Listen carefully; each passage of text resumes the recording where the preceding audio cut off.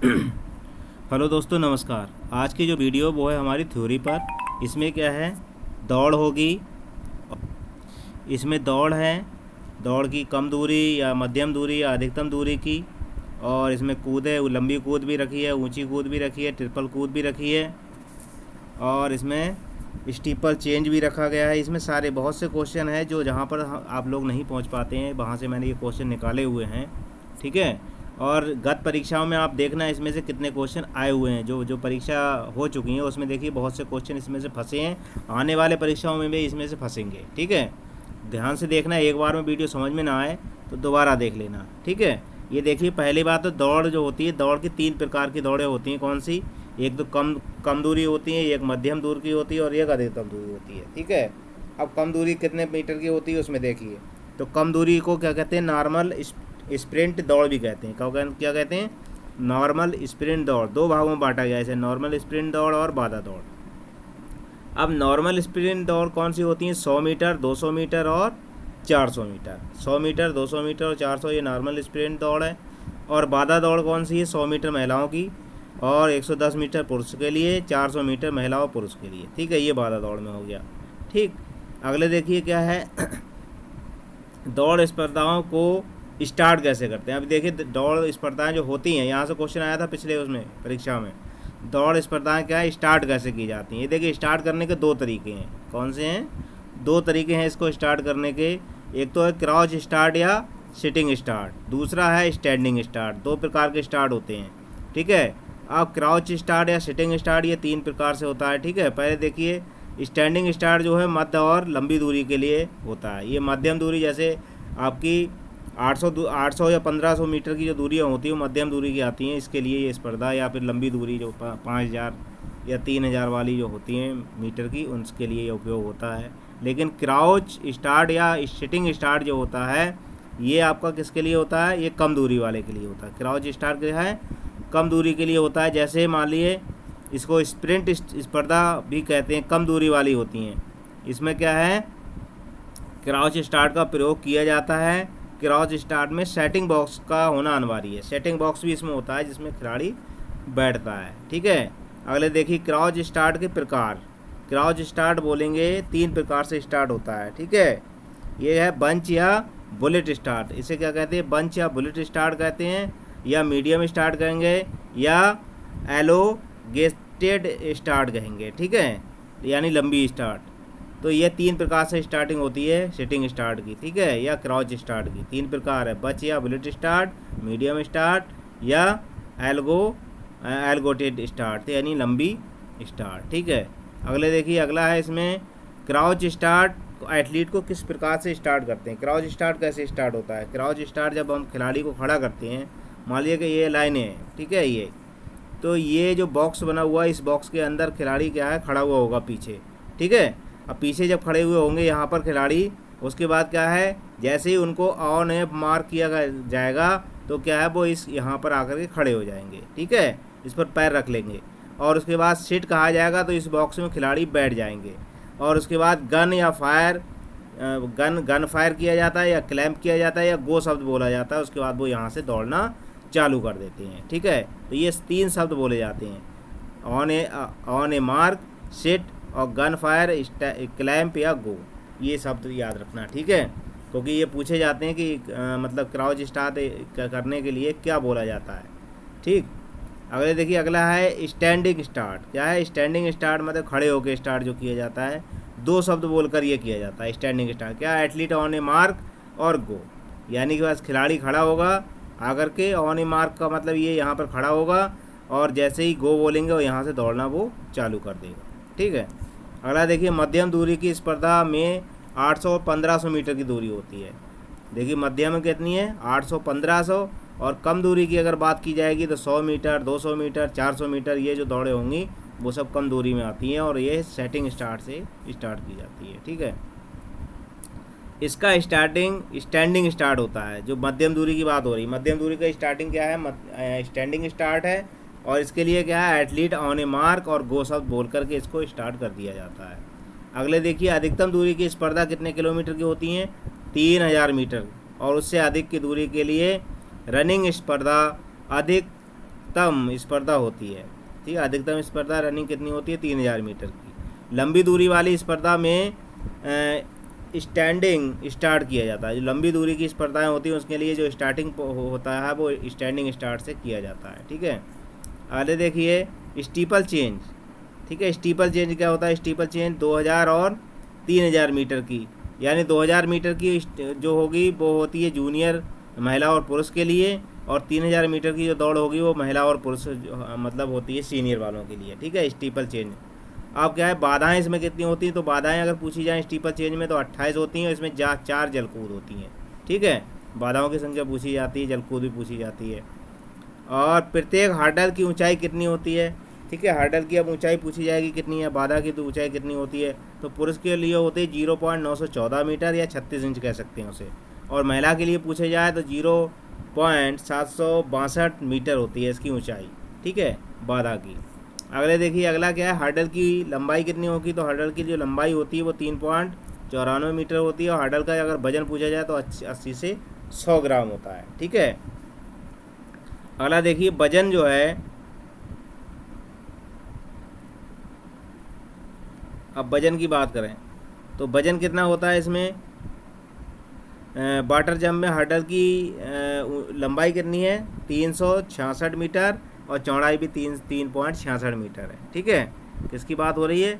Water jump की। ठीक है, हर चौथे चक्कर में एक वाटर जंप होता है। ठीक है, हर चौथी बार में जो एक होगा वो वाटर जंप होगा। ठीक है, और हार्डल की वाटर जंप के हार्डल की जो लंबाई चौड़ाई है वो 3 लंबाई अगर उसकी पूछी जाए वाटर जंप की तो 3.66 मीटर, अगर चौड़ाई पूछी जाएगी तो 3.66 मीटर चौड़ाई भी है, यानी लंबाई चौड़ाई दोनों एक है।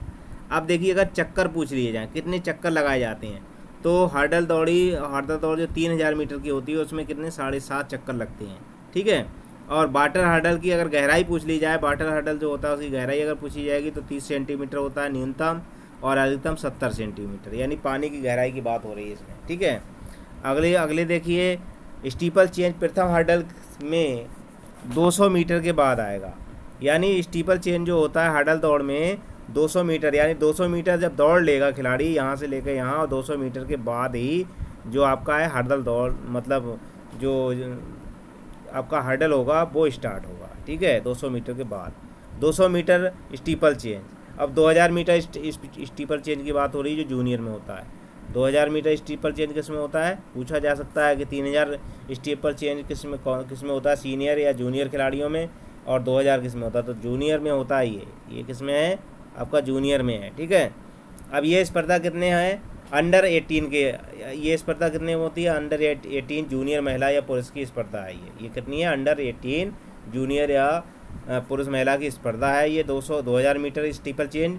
और ये हार्डल की ऊंचाई अगर पूछ ली जाए तो इसमें हार्डल की ऊंचाई पुरुषों के लिए होती है 0.838 मीटर, और अगर महिला के लिए अगर पूछी जाएगी तो 0.762 मीटर होती है। ठीक है, अगला देखिए 2000 मीटर की स्टीपल चेंज में कुल कितनी राउंड होते हैं? 5 राउंड होते हैं। उसमें 7.5 राउंड थे 3000 में, इसमें 5 राउंड होते हैं।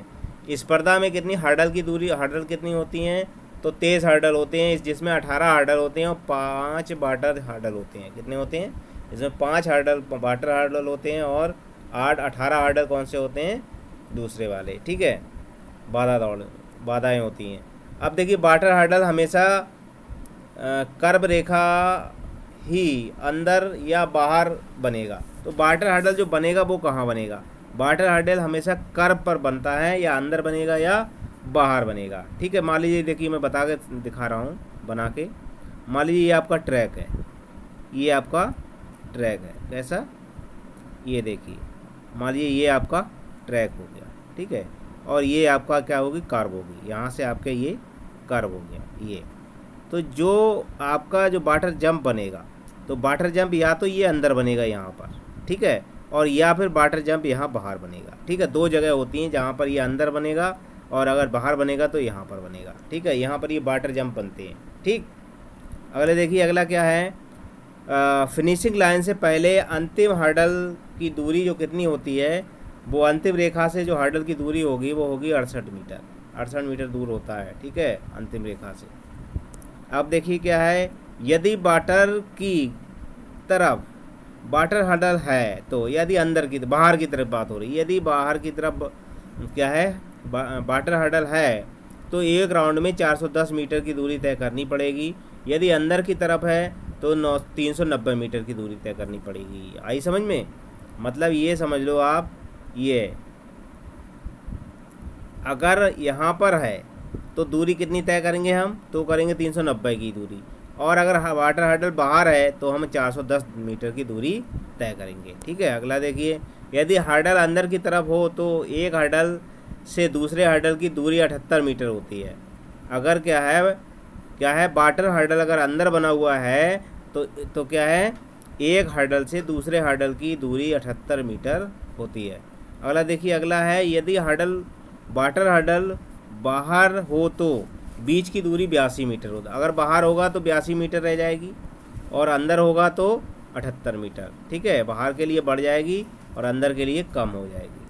अगला देखिए, यदि हर्डल अंदर की तरफ है तो फिनिशिंग लाइन से अंतिम हर्डल की दूरी कितनी होगी।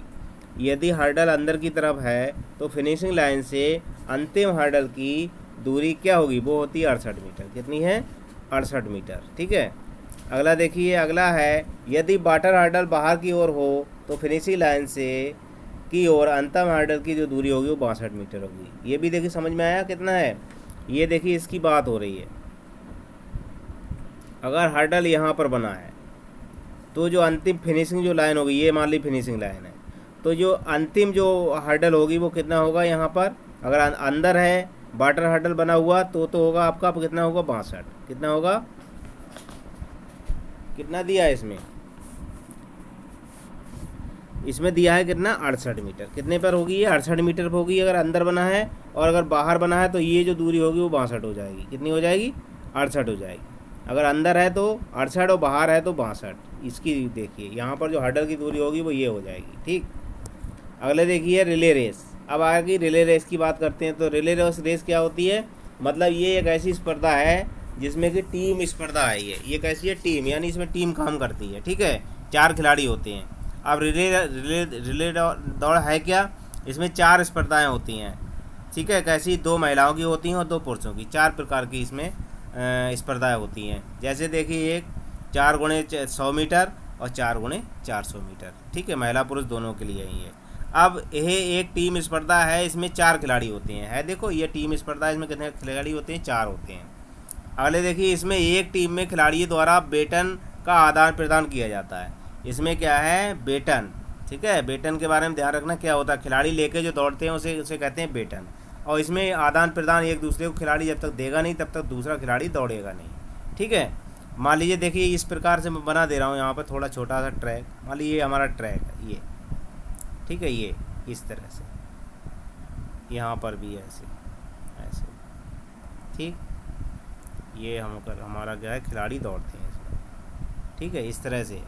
तो हर यहाँ पर भी खिलाड़ी खड़ा होगा, यहाँ पर खिलाड़ी होगा, एक खिलाड़ी यहाँ होगा, एक खिलाड़ी ये होगा। ये 4 खिलाड़ी होते हैं। ठीक है, अगर 4 खिलाड़ी खड़े होंगे तो ये खिलाड़ी जब तक यहाँ तक जाकर देगा नहीं बैटन, तब तक ये खिलाड़ी नहीं भाग सकता। ये जाकर यहाँ देगा तब ये भागेगा, और ये जब बैटन लेके भागेगा तो यहाँ तक पहुँचाएगा, और ये वाला यहाँ तक पहुँचाएगा। ये आपकी फिनिशिंग लाइन होती है। ठीक है, इस तरह से होता है। बेटन की लंबाई देख लीजिए। अब बेटन की जो लंबाई होती है वो 28 से 30 सेंटीमीटर होती है। बेटन की लंबाई पूछी जाती है, कितनी होती है, 28 से 30 सेंटीमीटर। बेटन का वजन पूछा जाता है, कितना है, 50 ग्राम है। बेटन का अगर व्यास पूछ लिया जाए तो 4 सेंटीमीटर होता है।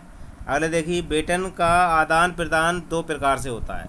बेटन का जो खिलाड़ी आदान प्रदान करेंगे आपस में, वो क्या प्रकार से करते हैं, 2 प्रकार से करते हैं। क्या है, विजुअल मेथड है एक, और एक है नॉन विजुअल मेथड, यानी एक है दृश्य प्रणाली और एक है अदृश्य प्रणाली। ठीक है, अगला देखिए, बेटन का आदान प्रदान क्या है, एक्सचेंज जोन में किया जाता है। कहाँ पर होता है, एक्सचेंज जोन में होता है, जिसकी दूरी 20 मीटर होती है। कितनी होती है एक्सचेंज जोन, बेटन को आदान प्रदान जो किया जाता है उसकी दूरी एक्सचेंज जोन में होती है, और इसकी जो दूरी होती है वो 20 मीटर होती है। मान लीजिए देखिए ये ट्रैक है। ठीक है, ये ट्रैक है और यहाँ पर ये मोड़ है।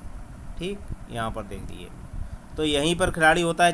अगर दूसरा या कोई भी खिलाड़ी यहीं होगा तो यहाँ ऐसे इस तरह से ऐसी यहाँ पर 20 मीटर की दूरी होती है, यानी मध्य यहाँ पर जहाँ खिलाड़ी खड़ा होगा 10 इधर होगा और 10 इधर होगा। ठीक है, तो यहाँ पर 20 जो एक्सचेंज जोन इसी को कहेंगे।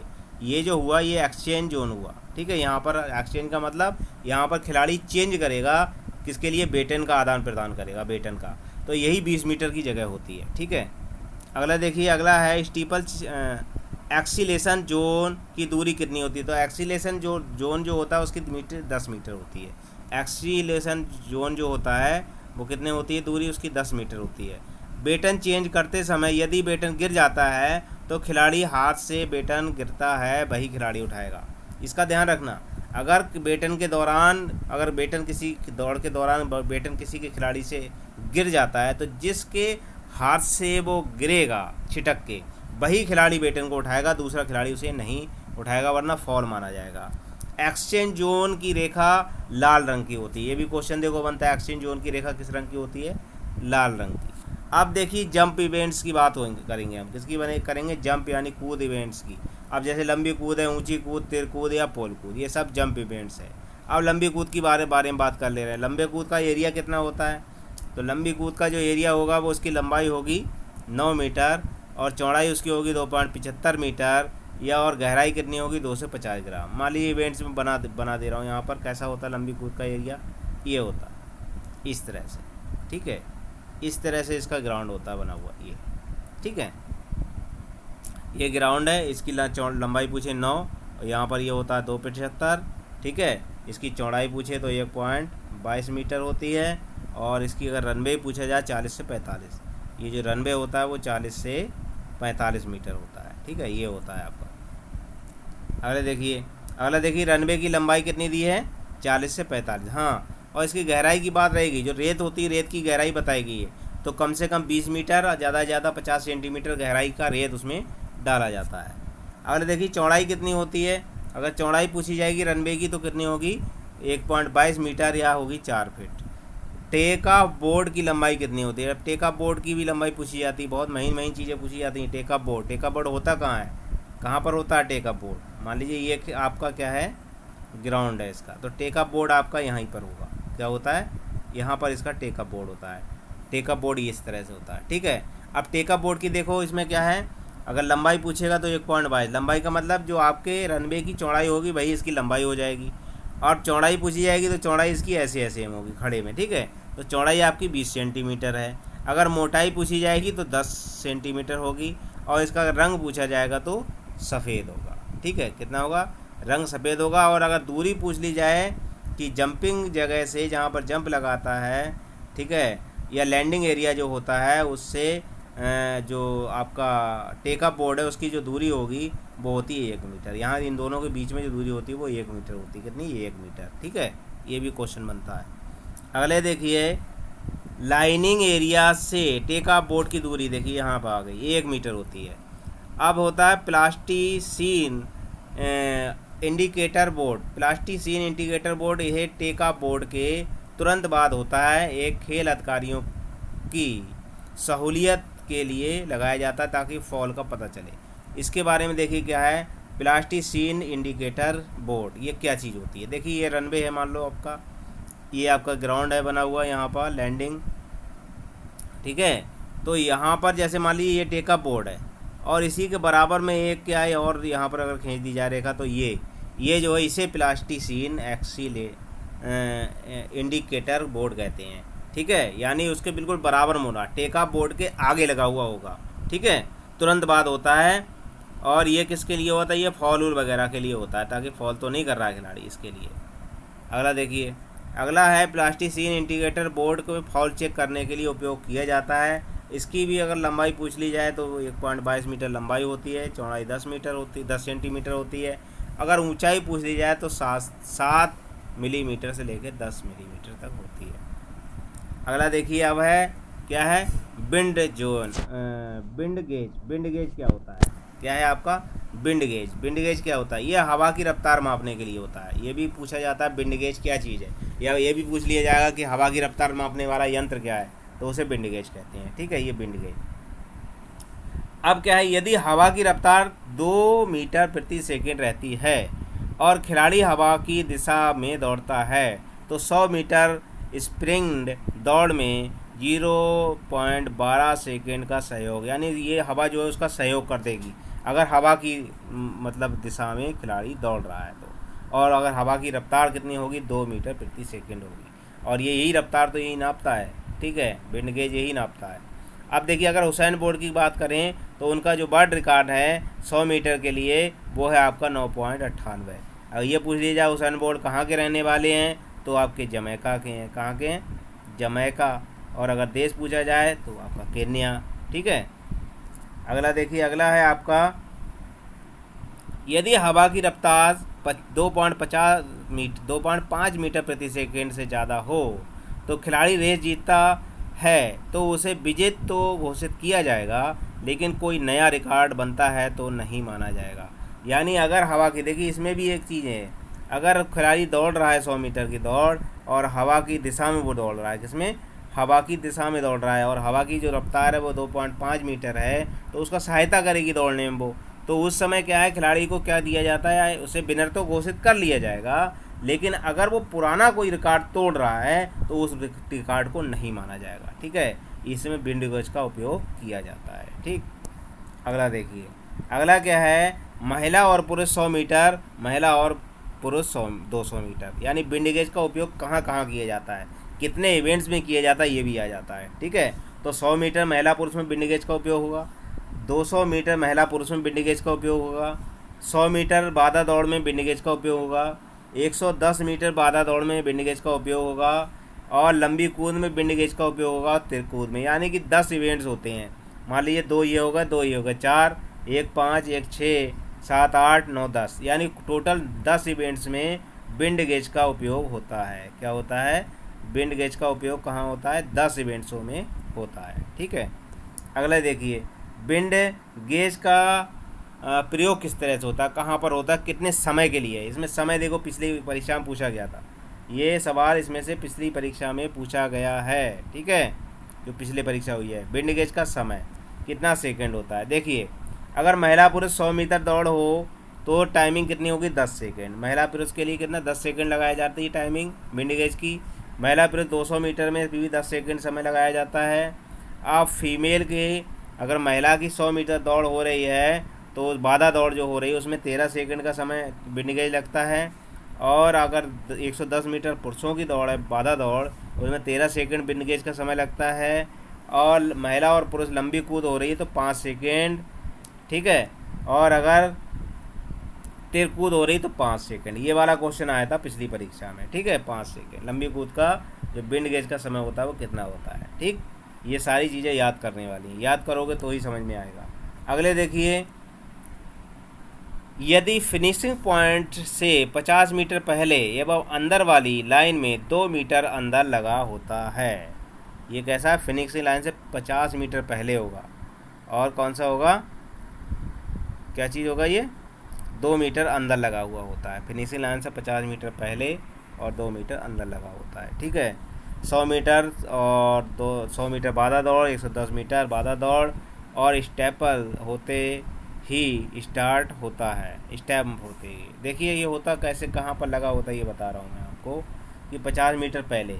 मान लीजिए ये देखिए आपका ट्रैक है, ये इससे बाहर आपके खिलाड़ी दौड़ रहे हैं, ये यहाँ पर, ठीक। तो ये क्या होगा, आपकी अगर ये फिनिशिंग लाइन है तो इससे 50 मीटर की दूरी पर पहले यहाँ पर लगा होगा, और इससे अंदर कितना होगा, तो अंदर होगा ये 2 मीटर। 2 मीटर अंदर लगा होता है, ये ऑटोमेटिक होता है। खिलाड़ी जैसे ही यहाँ पर पहुँचेगा तुरंत ये एक्टिव हो जाएगा। लेकिन अगर 10 मीटर की दौड़ है, 100 मीटर की दौड़ है, और 100 मीटर बाधा दौड़ है, और 110 मीटर बाधा दौड़ है, तो ये जैसे ही स्टैम्प बजेगा तुरंत ये एक्टिव हो जाता है, तुरंत एक्टिव हो जाता है, ठीक है। स्टैम्प होते ही या गो कहते हुए ये चालू हो जाता है ऑटोमेटिक, ठीक। 200 मीटर की दौड़ में कर्व पर खिलाड़ी को पहुंचते ही विंड गेज चालू हो जाता है। अब 200 मीटर में विंड गेज पूछ लिया जाए कहाँ पर स्टार्ट होता है, तो 200 मीटर में अगर देखा जाए तो विंड गेज कहाँ स्टार्ट होगा, जैसे ही खिलाड़ी, कोई भी खिलाड़ी कहाँ पहुँचेगा, यहाँ पर पहुँचेगा। विंड गेज यहाँ लगा हुआ होता है। जैसे ही खिलाड़ी यहाँ पर पहुँचेगा इस लाइन पे, कोई भी खिलाड़ी, मान लो 10 खिलाड़ी पहुँच रहे हैं, जैसे ही पहला खिलाड़ी यहाँ पहुँचा, ये क्या हुआ, विंड गेज स्टार्ट हो जाएगा, ठीक। अगला देखिए, लंबी कूद में, लंबी कूद में यह लैंडिंग एरिया है 36 मीटर पहले और लाइन में 2 मीटर बाहर लगा होता है। लंबी कूद में ये कहाँ लगा होता है, अब ये पूछ लिया जाए तो 36 मीटर पहले होता है लगा हुआ। कितना? 36 मीटर पहले लगा होता है। और क्या है, 2 मीटर अंदर होता है। 36 नहीं होगा, 3.6 मीटर होगा। कितना होगा? 3.6 मीटर अंदर पहले होता है लगा हुआ, ठीक है, और 2 मीटर अंदर होता है लगा। अब विंड गेज की अगर लंबाई पूछ ली जाए तो 1.22 मीटर होती है। विंड गेज की अगर ऊंचाई पूछ ली जाए तब भी 1.22 मीटर पर रखा जाता है, ठीक।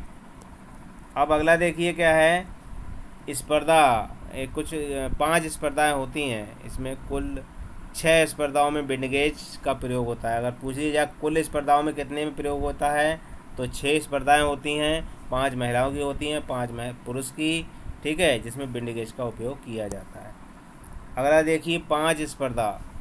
अभी 5 स्पर्धा की बात हुई, 3 महिलाओं की 3 पुरुषों की होती हैं। कौन कौन सी हैं? मैराथन कितने किलोमीटर की होती है? मैराथन आपकी होती है 42.195 किलोमीटर। और अगर गज में पूछ ली जाए तो आपकी कितनी होगी? मील में 26 मील। और कितना होगा? 385 गज, ठीक है, ये होता है। अगले देखिए 20 मीटर 20 किमी पैदल दौड़ होती है और 50 किमी पैदल दौड़। ये लंबे कूदों की बात हो रही है, लंबी दूरी की दौड़ों की बात हो रही है। अब महिलाओं के लिए क्या होता है? महिलाओं के लिए मैराथन वही होता है 42.195। और महिलाओं के लिए क्या है? 20 किमी पैदल दौड़ होती है, 50 किमी वाली इनके लिए नहीं होती है, ठीक है। अगला देखिए क्या है, अगला ये देखिए लंबी जो आपकी लैंडिंग एरिया जो ऊंची लंबी कूद के लिए होता है, वो देखिए एरिया बना हुआ है यहाँ पर। ये देखिए सारी चीज़ें मैंने इसमें लिखी हुई हैं, इसमें कहाँ पर क्या चीज़ है। देखिए ये आपका रनवे हो गया, ये रनवे की चौड़ाई हो गई 1.22 मीटर। ये रनवे की दूरी लंबाई हो गई 40 से 45 मीटर। यहाँ पर देखिए टेकअप बोर्ड पहले लगा है, सफ़ेद रंग का टेकअप बोर्ड लगा है। उसके बाद क्या है, प्लास्टिक इंडिकेटर बोर्ड भी लगा है इसके बराबर में। अब ये ट्रिपल कूद की बात चल रही, किसकी बात हो रही है यहाँ पर? ट्रिपल कूद की। किसकी? ट्रिपल कूद। अब ट्रिपल कूद की क्या है, 13 मीटर पहले होता है। कितने मीटर होता है? पुरुषों के लिए पूछा जाए टेकअप बोर्ड 13 मीटर पहले होता है, ये टेकअप बोर्ड है। और अगर महिलाओं के लिए पूछा था तो 11 मीटर पहले ट्रिपल कूद में होता है। इसका लैंडिंग एरिया वही है, 9 मीटर चौड़ा लंबाई है, 2.75 से 3 मीटर इसकी चौड़ाई होती है, ठीक है। अगर बालू पूछी जाए कितनी पड़ी होती है तो 20 मीटर मिनिमम, ज़्यादा से ज़्यादा 50 सेंटीमीटर पड़ी होती है इसमें। तिरकूद हाफ स्टेप और जंप के नाम से जाना जाता है।